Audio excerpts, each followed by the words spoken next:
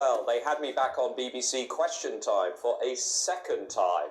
And as you know, I like to go in there and speak up for the forgotten majority, for the hard-working, tax-paying, law-abiding majority in this country, and make sure their views are actually represented in the public square in the national conversation.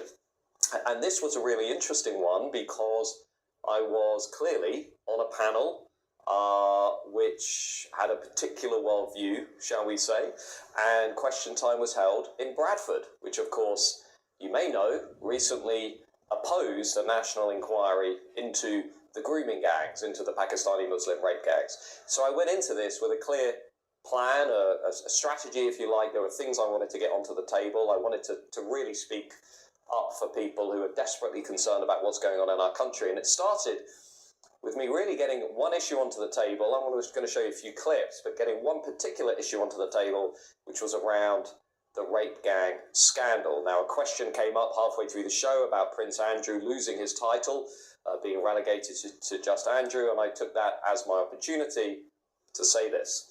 The key question is, why has it taken so long? And around the world, men who have preyed and abused women, there's a reckoning. There's a reckoning that is now coming, which raises another question.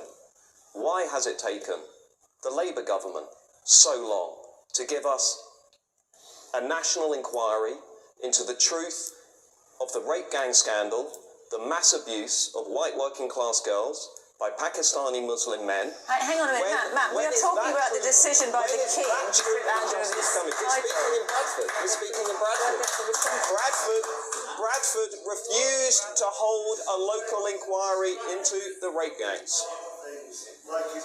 Bradford refused to hold an inquiry into rape gangs. Lisa, when are we getting the national inquiry into the rape gangs? Now, what you can see in that reaction is a lot of shock, a lot of horror that somebody has dared to mention the Pakistani Muslim rape gangs, and also calling out Bradford for failing to get the truth and justice that those girls and their families deserve. But more generally, I also ended up having quite an intense exchange with one of my fellow panelists about the effects of mass immigration. And I wanted to make sure that the country does not simply throw the women and girls who are being abused and assaulted by illegal migrants under the carpet, much like they threw the rape gang scandal under the carpet for 30 or 40 years. So when I had an opportunity to mention people like Rhiannon White, the young mother, 27 years of age, who was horrifically murdered by an illegal migrant from Sudan,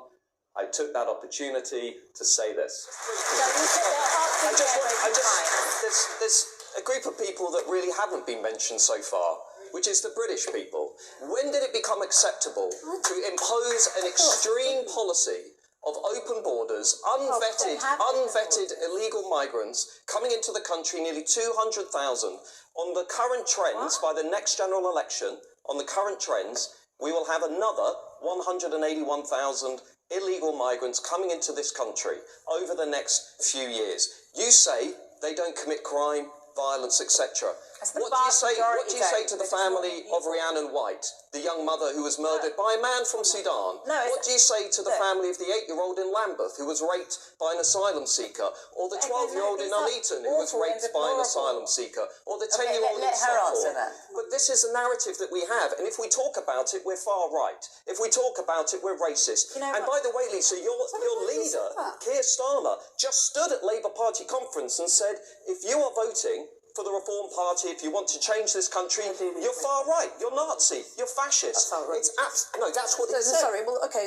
Now, the blunt reality is we would not be seeing these kinds of horrific crimes, we would not be seeing these horrific assaults if we actually controlled our borders. And so something else I wanted to say is just to put forward what we would need to do in order to actually control our country, leaving the European Convention on Human Rights, among other things. And again, I was pretty much the only person in the room when I said this. It's always interesting listening to a Labour politician talk about common sense, because that is the opposite of what is happening in this country right now. Everybody who's looking at the absolute shambles of the borders, everybody in this country is paying £15 billion to accommodate people who are often breaking our laws. These islands are known for having a sense of fairness. We created the idea of fair play. That is not what is happening in this country. We have governments, both Tory and Labour, which are incentivising people to break our laws, enter our country illegally, and, to be frank, putting women, children, our people at risk. That's what we've seen for much of the last week. From Walsall, Rhiannon White, the young mother stabbed in the head 20 times by an illegal migrant from Sudan.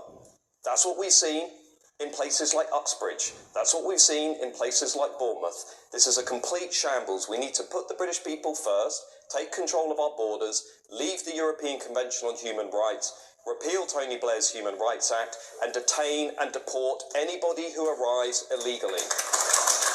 I mean, what you saw basically on this show, I think, was a lot of people living in fantasy land. They want us to live in a country with open borders.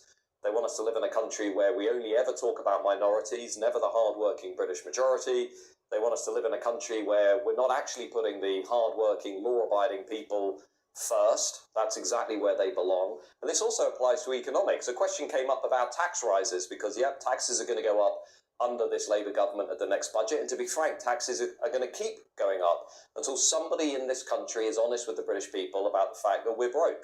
We're spending way too much money on a whole load of things.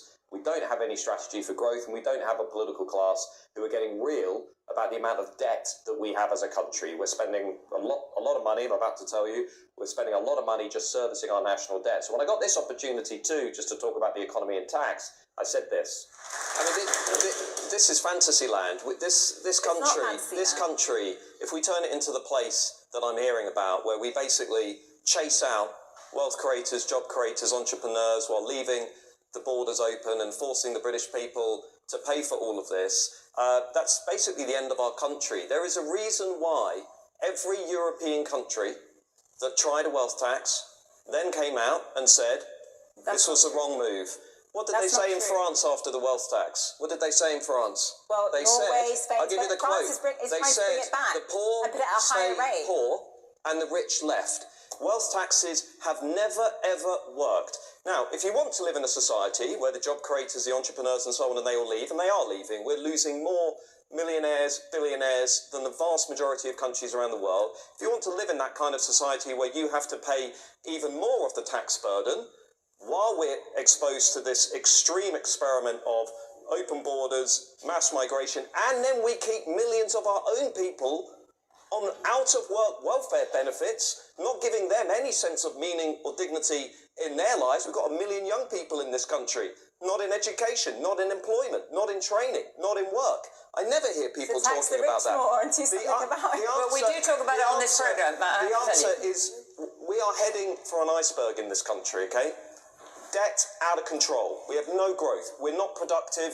We do not have a dynamic economy. So should taxes be raised or not? What's the solution? Taxes are going to go up massively, unfortunately, and they're going to keep going up until someone on this panel is real with the British people about our debt. We're spending £111 billion a year just servicing the interest on our country's credit card. So can I ask you that? So what that means is dramatic. Now, there's just a few of the clips. We put a few more out on our Substack newsletter. Of course, you can join us if you don't read our newsletter already. It's at mattgoodwin.org, where we've got more than 87,000 people all reading our views and opinions and beliefs every day. Really strong community of people fed up with the country, but also looking to know the truth. I really enjoyed the experience of Question Time. I will say hats off to the producers and the team for having me on. It's important, I think, that the BBC gets those different views, and it is easy just to be very critical of the BBC, but actually, having me on was important, and I'm not, it allowed me to share views and opinions and the beliefs that you don't usually hear on that show. But it was also a reminder to me, a very, very powerful reminder of just how out of touch many people in traditional media really are, because many of the things I just said on that show that you just watched, control the borders, lower migration, let's get rid of soft on crime policies, let's get those rape gang victims the truth and justice they deserve. These aren't 50-50 issues. These are issues that are supported by 75-80% of the country. Did I feel that on the panel? No. Did I feel that in the room with the audience? No. Did you feel it if you've watched that show live, or now you've watched it back and you've seen the reaction? Probably not. So I think we've still got a long way to go as a country until we get that national conversation and the views in that conversation right. Because look, many people talk a lot about diversity, accept diversity of thought. Hopefully, I helped a little bit just to make some people out there feel that their views and their beliefs are being represented in the national conversation and the debate. That's why we're building up this big social media platform. It's why we're doing the newsletter, because we are now reaching millions of people every month who basically don't trust the legacy institutions. So if you're with us, thank you. If you fancy sharing this, that would be appreciated. If you haven't subscribed, hit subscribe, come and join the newsletter.